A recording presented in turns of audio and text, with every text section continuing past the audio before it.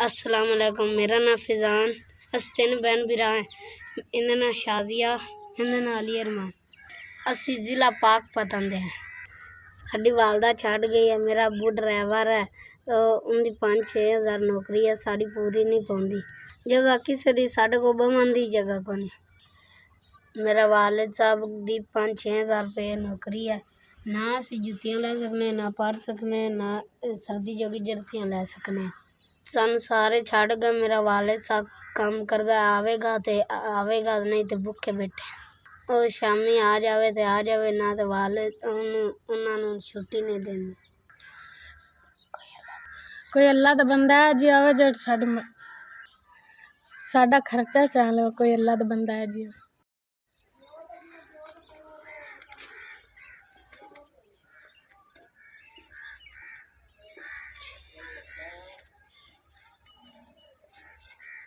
SVS ਤੁਹਾਡਾ ਸ਼ੁਕਰੀਆ, ਤੁਹਾਡੀ ਮਿਹਰਬਾਨੀ। ਤੁਹਾਡਾ 10,000 रुपये ਸਾਡੇ ਕੋਲ ਪਹੁੰਚਿਆ ਹੈ। ਤੁਸੀਂ ਲਾਹੌਰ ਚੱਲੇ ਨੇ, ਸਾਡੀ ਪਾਕਪਤਨ ਆ ਤੇ ਇਮਦਾਦ ਕੀਤੀ ਨੇ। ਸਾਡਾ ਅੱਬੂ ਆ ਜਾਂਦਾ, ਸਾਨੂੰ ਕੱਪੜੇ ਵੀ ਲੈ ਦੇ ਸੀ, ਜੁੱਤੀਆਂ ਵੀ, ਜਰਸੀਆਂ ਵੀ, घर ਦਾ ਸਮਾਨ ਵੀ ਲੈ ਦੇ ਸੀ।